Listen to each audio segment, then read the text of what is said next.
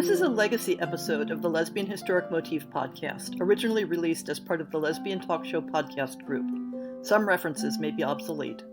The show looks at lesbian-relevant themes in history and literature, has interviews and discussions about current historical fiction with queer female characters, including fantastic versions of the past, and presents new original historical fiction for your enjoyment.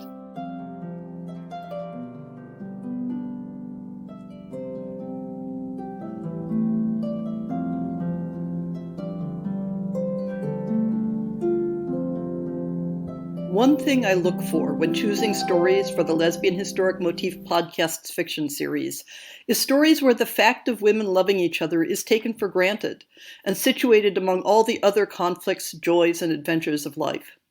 Such stories can involve drama, tragedy, and danger without those things being focused around the character's sexuality. Gwen Katz has given us a story of those dangers set in Russia on the cusp of revolution. She describes herself as a writer, artist, and Nazi puncher who lives in Altadena, California with her husband and a revolving door of transient animals. Her first novel, Among the Red Stars, was a 2017 Junior Library Guild selection. She's on Twitter as Gwen Katz, and her website is gwenckatz.com. Our narrator today is Laura Zielinski. Laura is a published author of lesbian and bisexual women's fiction. An avid reader, she devours anything related to words, women, and love. She's on Twitter as LC Zielinski and on Facebook as author Laura Zielinski. This recording is released under a Creative Commons Attribution, Non-Commercial, No Derivatives 4.0 International Public License. You may share it in the full original form, but you may not sell it, you may not transcribe it, and you may not adapt it. The Black Handkerchief by Gwen Katz. Read by Laura Zielinski. St. Petersburg, 1881. I'm standing on Nevsky Prospect, holding a black handkerchief. The passers-by give me a respectful distance. They think I'm in mourning. In a sense, they're not far off, but I was wearing black long before today. Natalia didn't understand it. She wore gowns of pink or yellow, airy with lace, fairy-like. Fairy-like was how she had appeared when I first met her. I was just 8 and much intimidated by the old housekeeper who opened the door of that fine city house. She frowned at the letter I handed her as though she'd never heard anything about a poor relation coming to live with them, and I feared I'd be sent back to toil and starvation and birch-bark shoes. Then Natalia appeared on the stairs. When she saw me, she put both hands on her cheeks and squealed. "Lara!" she cried, rushing forward and taking me by the hands. "You're finally here! We'll have such fun together!" And just like that, we were best friends. I never had any say in the matter. One of Natalia's many books was about a girl who fell down a rabbit hole.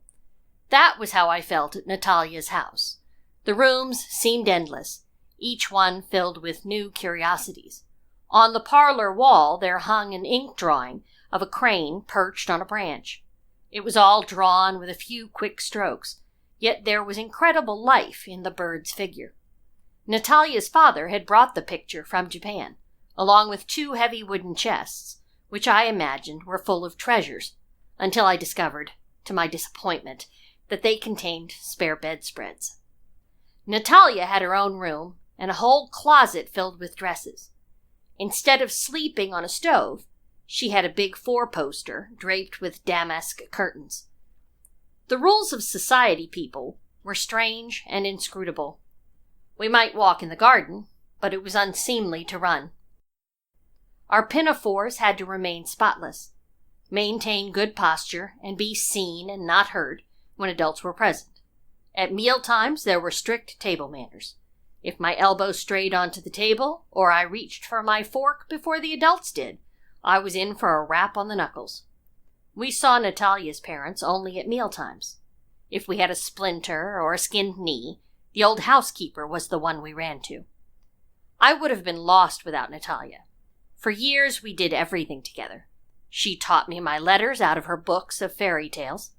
We drank tea out of little round cups with dragonflies painted on them. There were no tea glasses at the Tanaka house. And at night, we slept side by side in the four-poster bed.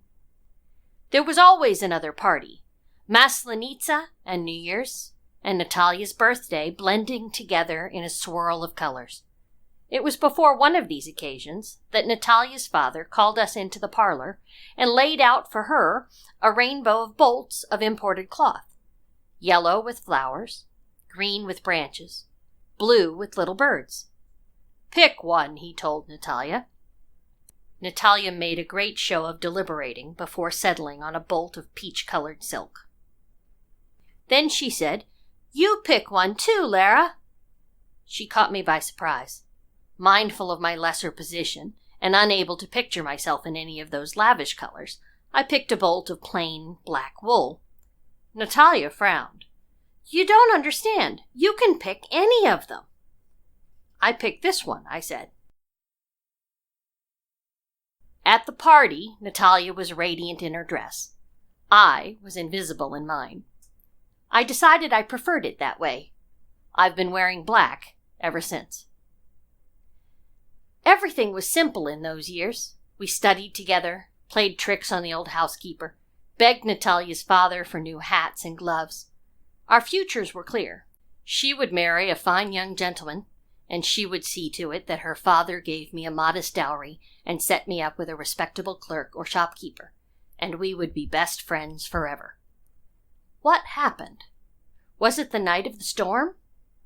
Natalia pretended to be afraid of things because it got her the sort of attention she liked.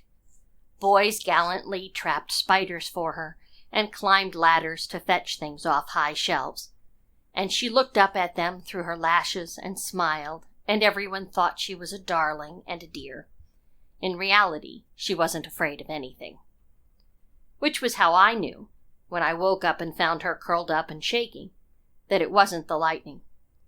It was the night of her 14th birthday, and the weather had been wretched all day. There had been a party, of course, and a crowd of family friends told Natalia how grown up she looked in her new blue gown. Her father was not among them. He was away finishing a business deal. He'd sent a telegram saying that he would be back in time for her birthday. The day came. He did not. And now Natalia was awake and crying. "Natalia," I whispered, touching her shoulder, "what is it?" "He said he'd be here," she said, her voice wavering. "He promised." I wanted to say so many things.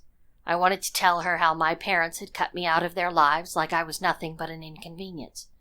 But everything I could think to say seemed wrong. Instead, I wrapped my skinny arms around her. She snuggled close against me. Something stirred in me that I'd never felt before. My hand strayed, so did hers, and the night went in an entirely unexpected direction. From then on, scarcely would we turn off the gaslight at night before we rushed into each other's arms. We were half nervous, half afraid of being caught, yet we couldn't hold back our desire. In the mornings, we emerged flushed and bright-eyed, certain her parents would notice, but to them, we were still little girls. No, that wasn't the moment everything changed. I remember now. It was the article. The Tanakas were fashionable people, and at the time, the fashionable thing was to subscribe to all the newspapers and know the latest developments in all the political debates. Natalia and I implicitly knew these papers were not for us. Girls had far too many concerns of their own to worry about something so frivolous as politics. But the newspapers were always lying around. On one endless winter night, I began flipping through one, and my eye fell on an article titled, "The Workers and the Sphinx." I began to read, thinking it had something to do with mythology. What I encountered was something altogether different. "The Council of Action declares that so long as the working masses are plunged into the misery of economic servitude, all so-called reforms and even so-called political revolutions of a seeming proletarian character will avail them nothing," I read to Natalia. "They are condemned to live in a forced ignorance and to accept a slave status by the economic organization of wage slave society." Natalia laughed. "What a load of nonsense. This isn't the Dark Ages. We have all kinds of reforms. The Tsar abolished serfdom. Workers and peasants have everything now. I don't have everything, I said indignantly, remembering how my feet had cracked and bled on cold nights. You do now, said Natalia lightly, poking her embroidery needle through the piece of silk she was working on. I closed the paper, but I didn't forget the words. Natalia was 16 then, and beginning to attract gentlemen callers. None were interested in the poor relation who wore black dresses. So, while our nights were occupied with each other, I found more and more time to myself during the day. I read the newspapers. I began to grasp the ins and outs of the different political arguments. One day there was a notice about a meeting. I made up an excuse about going to buy ribbons and went out. The meeting was in a dingy apartment over a cobbler's shop. Journalists and university students and other intelligentsia in shabby winter coats stuffed the small room, the ears of their hats pulled down low, for it was November and the apartment had only a small oil drum stove in the corner. There was a name for these sorts. I'd learned it from the newspapers. Narodniks, the people's people. They styled themselves reformists, but they were far from respectable. I slid into the corner and tried to make myself as small as possible. A young man with a wild, spiky hair and the beginnings of a peach fuzz beard stepped up to the front of the room. His eyes were like live coals. At the sight of him, the hubbub of voices died down. Brothers, said the young Narodnik, we are all here because we recognize the dangers of the state. The state means nothing but domination and exploitation. Murmurs of approval from the crowd. Some say that the ruling class deserves to rule, he continued. They say that the Tsar is divinely ordained because he is the wisest, most benevolent, and most suited to rule. This is nonsense. Power corrupts. Nothing is more dangerous for man's private morality than the habit of command. Even the best man, the most intelligent, disinterested, generous, pure, will infallibly and always be spoiled at this trade. They will inevitably come to believe in their own superiority and despise the masses. No man can be trusted to rule, least of all the one who believes God has chosen him. I left with my heart pounding. Politics was supposed to be a game to entertain idle noblemen, but the look in the young Narodnik's eyes convinced me that this wasn't a theoretical discussion. Back at the house, Natalia sat in the window, tossing her hair as she watched a departing cab. What a ridiculous fop! You should have seen him. All he cared about was the cut of his jacket. Where were you, by the way? The housekeeper said something about buying ribbons. I realized I had returned empty-handed. They didn't have anything, I said. She didn't inquire further. I kept going to the meetings. The Narodniks lent me books and pamphlets. Herzen, Chernyshevsky, Marx. I found myself tumbling down a whole new rabbit hole. Across the river, the Peter and Paul fortress stood stark and gray, a symbol of what became of dissenters. Yet the more the Tsar's secret police cracked down, the faster the ideas spread. This newfound knowledge led me to my first fight with Natalia. Like every young lady of quality, Natalia did charity work. I went with her on one visit to bring food to a family of poor peasants sick with typhus. Natalia sat by the stove and spooned soup into the youngest child's mouth, her green silk dress spread out on the dirt floor. I'm so worried about her, she said on the drive back. She's as thin as a twig. We'll bring more food on Sunday, every week, until they're all well.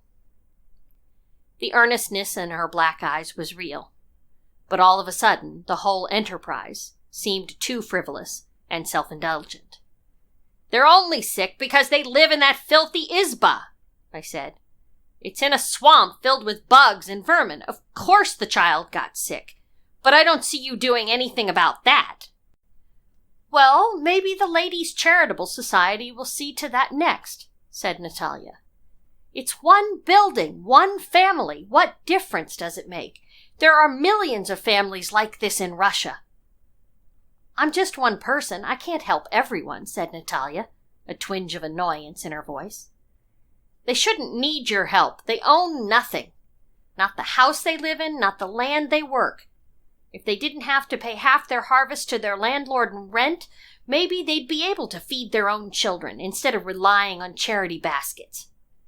Natalia gave me a broad smile.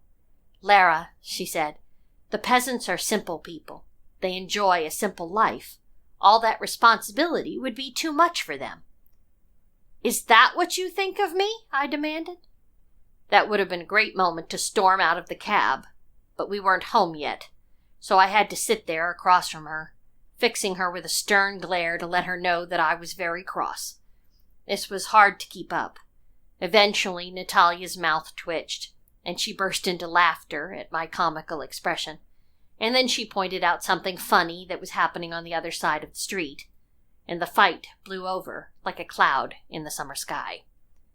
But I didn't forget what she said about the peasants. The memory nibbled at the back of my mind during the next meeting. The young Narodnik was speaking again.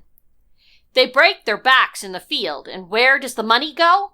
To the gentry, so their wives can have gold brooches and silk ribbons on their hats. There is no creature in the world as silly and vapid as a woman of fine birth.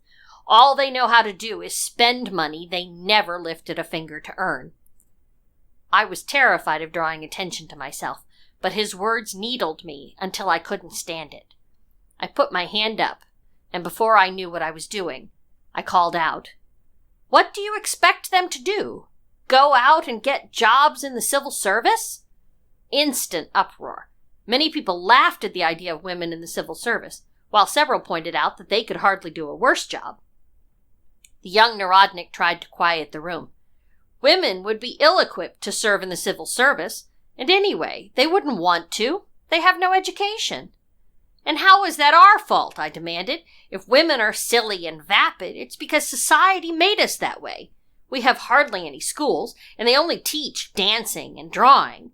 We aren't allowed in the universities. Why are we to blame for the opportunities we've been denied? Don't blame society because your sex has a different temperament, said the young Narodnik. That's the same thing the nobility says about the peasants.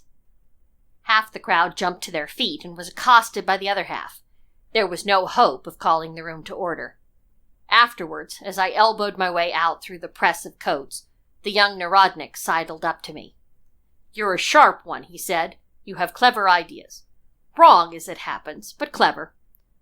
My apologies, my words were unforgivably rude and ignorant. It's more what I was hoping you'd say, I replied, raising my chin and doing my best imitation of Natalia dealing with an unwanted suitor. He shrugged.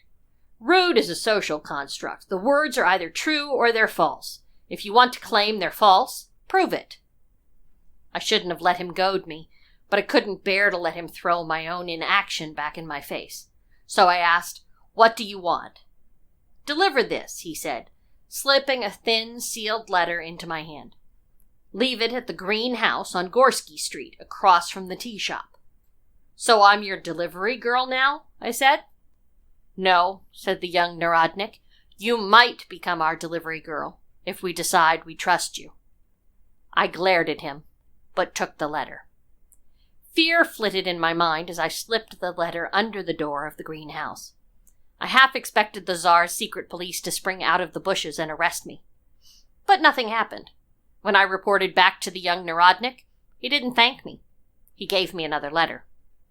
In time, he entrusted me with more, bribing the gendarmes, typesetting newspapers.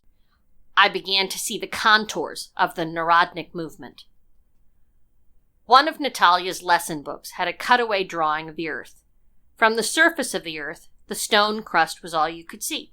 But when you sliced it open, you found that the crust was only a thin layer. Underneath it was the mantle, and beneath that, the core, where the heat was so great that iron was a liquid. Russian society was like that.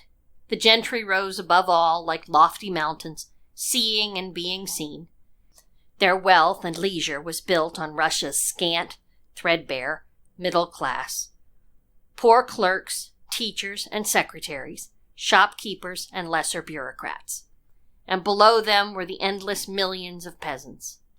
They toiled away, scarcely seen, but if pressure built, they could explode like magma pouring from the earth. I tried to talk to Natalia about these things, but it was like catching a butterfly in my bare hands.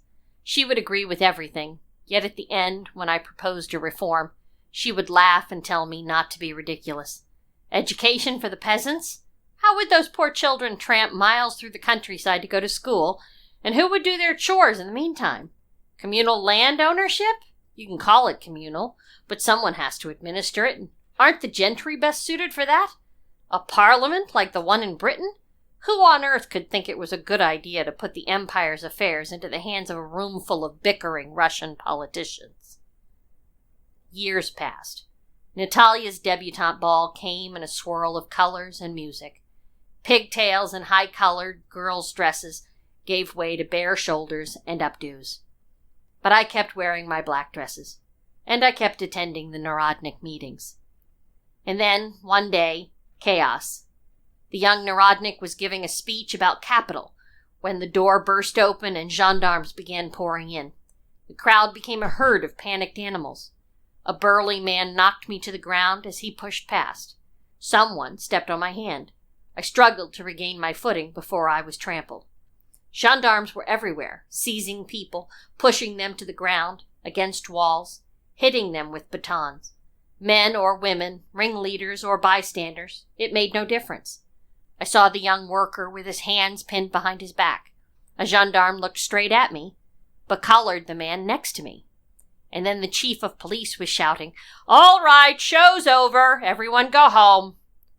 I stumbled back to Natalia's house, unsure how I had escaped. When the newspaper arrived the next morning, and Natalia read the headline, her eyes immediately flicked onto me. 193 anti-state agitators arrested. Propagandists spread unrest, foment rebellion among the peasants. "Is this what you've been up to?" she demanded. "It was just talking," I said. "No one should get thrown in prison for just talking."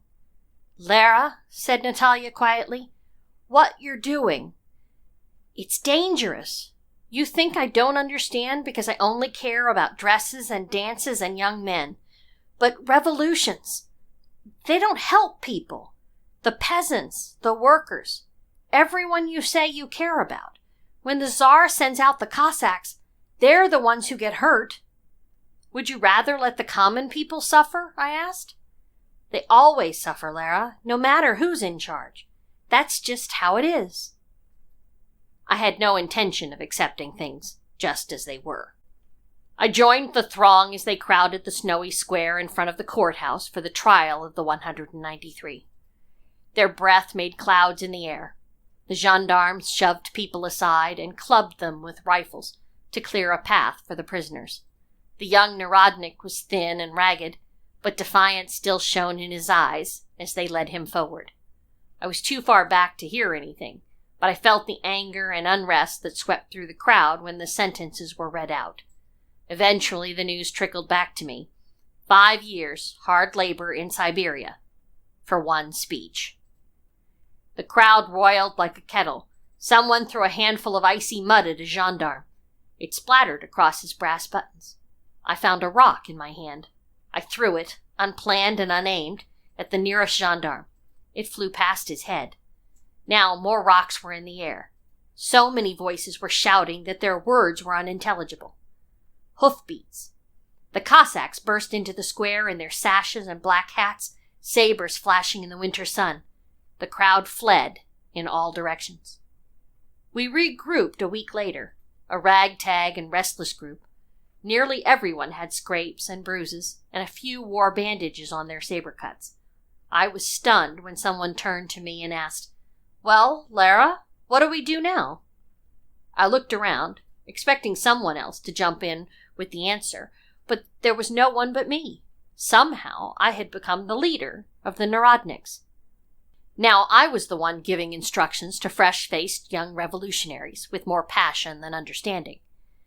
"Count how many gendarmes are on Nevsky Prospect. Watch the palace and note when the Tsar comes and goes. Go to this construction site and pick up a suitcase full of dynamite from a sympathetic foreman. I had a map of the palace with a red X marking the Tsar's private dining room the day I found Natalia going through my purse. "What are you doing?" I screamed, too instinctively angry to think about how guilty my reaction made me sound. "Those are my things!" "Lara," asked Natalia, "what's this?" "You wouldn't understand," I snapped. "What happened to you, Lara? When did you become like this?" "The world made me like this. Nothing will ever change until we take matters into our own hands. But you don't care because you don't care about what the people are going through." "Maybe I care about the people in that room," said Natalia, her cheeks coloring. "I don't think you care about the peasants at all. You just want to blow something up." I started back as though she had slapped me. For a long moment, we stared at each other. "Lara," said Natalia quietly. "Lara, I'm sorry. I know you care. You've always cared. About everything. But this, I just don't understand." She slipped her arms around my waist and rested her head on my shoulder. I shivered at her touch. "I wish I could explain," I said. "I don't want this to come between us, but it's something I have to do." "I know," she said. I turned and raised my face to hers. Her lips were like a warm fire in the winter snow. We sought each other with furtive urgency, clinging to the familiarity of each other's embrace. Natalia's door banged open. Her father's shadow fell over us. We sprang apart, struggling to reassemble our tangle of frocks and chemises. He didn't speak, just strode forward and grabbed me by the arm. He dragged me out of the room. I stumbled along, trying to cover myself with my unbuttoned dress. Behind me, Natalia cried, "Father, wait! Where are you taking her?" He threw me into the street. I landed in the mud. I never set foot in the Tanaka house again. I stand now on Nevsky Prospect, scarcely 2 blocks away from the Tanaka house, yet I might as well be in a different universe. I flick my eyes from one side of the street to the other. A young man in a gray coat meets my eyes, black powder on his fingers. A student with glasses looks up from his paper. There are 4 men altogether, waiting for my signal. The dining room plan failed. The bomb went off too soon. But this plan will not fail. I wondered if I would be afraid when this day came, but I'm calm. The hand holding the handkerchief does not tremble. A flash of pink flits through the street like a tropical bird. Natalia. The feathers on her hat flutter in the wind. My heart catches at the sight of her. She still has the same effect on me as when we were young. She turns and sees me. Our eyes meet. At a glance, she knows everything. She could have the gendarmes on us in an instant. She raises a hand in a white lace glove and gestures to the left. The Tsar is going down a different street. When I opened my apartment door a month ago and found Natalia there, I just stood there and stared at her foolishly, half convinced it was a dream. Only when she rushed into my arms did her familiar warmth convince me that this was really happening. Delicately, as though I feared she might vanish, I returned her embrace. "How did you find me?" I managed to stammer. "I looked everywhere. I was sure something terrible had happened to you. My father throwing you out just like that? I had no idea he would do something so cruel. I searched the tenements, the alleys, and everywhere I went, every miserable creature I saw, I imagined it was you." She drew away from me and looked me in the eye. All these years I could look past the suffering because it was abstract, even when it was right in front of me. But when I thought it was happening to someone I cared about, that changed everything. I was wrong, Lara. I'm ready to act. I clutched her to me, letting my tears stain her hair. Quietly, we slip from Nevsky Prospect onto the side street. The 4 young men find their spots. Together, Natalia and I take our place at a vantage point at the end of the street, where we can see everything, side by side. We might not survive the aftermath, none of us. If we succeed, the hammer will fall. We'll be hunted, and yet I'm filled with a sense of calm and clarity. We're doing what no one else would do. We're giving Russia a future. A procession of brightly dressed riders emerge around the corner at the north end of the street, their plumes nodding proudly. Behind them comes a gilt carriage, decorated with a two-headed eagle. The man in that carriage has never suffered a day in his life. He's about to learn that being chosen by God can't protect him from the people. There's an imperceptible motion on the street as the 4 men reach for the bombs in their pockets. As the carriage approaches, I look at Natalia. She nods. I drop the handkerchief.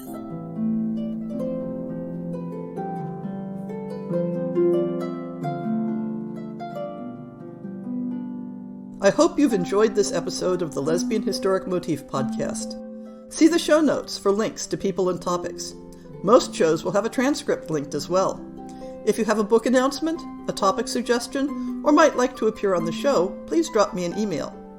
If you enjoyed this podcast, please rate it and subscribe on your favorite podcast app, and consider supporting our Patreon.